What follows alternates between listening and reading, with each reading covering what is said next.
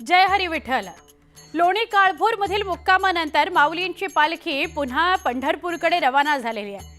टाळ मृदुंगाच्या गजरात आणि माऊलींच्या जयघोषात हजारो वारकरी लाडक्या पांडुरंगाच्या भेटी करता निघाले आहेत। दरम्यान आजचा मुक्काम यवतमध्ये असणार आहे। माऊलींची पालखी ही ज्ञानोबा माऊली तुकारामच्या गजरामध्ये आज यवत मुक्कामी असणार आहे। पुण्यामधून पुढे सासवड आणि मग त्यानंतर पुढे दरमजल करत पंढरपूरकडे तुकाराम महाराजांची पालखी असो किंवा माऊलींची पालखी असो ही पंढरपूरकडे प्रस्थान ठेवते आहे।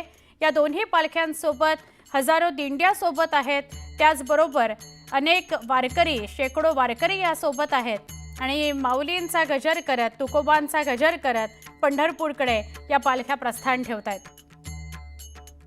जसजसा दिवस पुढे जातोय तसतसा वारकऱ्यांचा उत्साह कमी नाही वाढतच जातो आहे।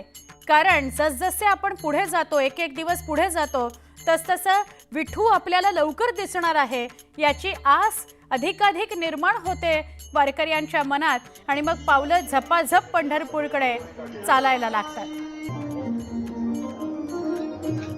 आज पालखीचा मुक्काम यवतमध्ये असणार आहे। ज्ञानोबा माऊलींची पालखी आज यवतमध्ये थांबणार आहे।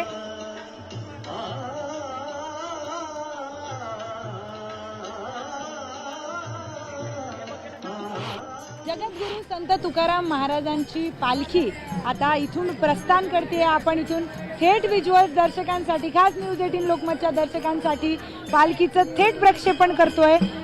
कुंजीरवाडी फाट्याला ही पालखी आता जाणार आहे। तिथे थोडासा त्यांचा विसावा होईल आणि त्यानंतर यवतच्या दिशेने ती मार्गस्थ होईल। आज जगद्गुरु संत तुकाराम महाराज पालखीचा जो मुक्काम आहे तो यवतमध्ये आहे आणि यवत नंतर उद्या ती पंढरपूरच्या दिशेने रवाना होणार आहे। तर आता सध्या आपण थेट प्रक्षेपण पालखीचं बघतोय। न्यूज 18 लोकमतच्या दर्शकांसाठी इथे थेट प्रक्षेपण आपण बघतोय। तुम्ही पादुकांचं दर्शन इथे घेऊ शकता। वारीला येता नाही आलं म्हणून काय झालं, थेट प्रक्षेपण आपण देतोय।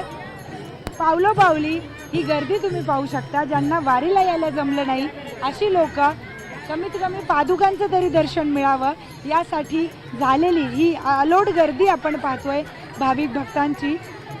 ज्याला महिनाभर वारी करणं शक्य होत नाही ती लोक एखाद दोन दिवसाची सुट्टी घेऊन देखील चालतात। अनेक अशी लोक आहेत जी पुणे ते सासवड जातात। आता आपण तुकोबांच्या पालखीत आहोत।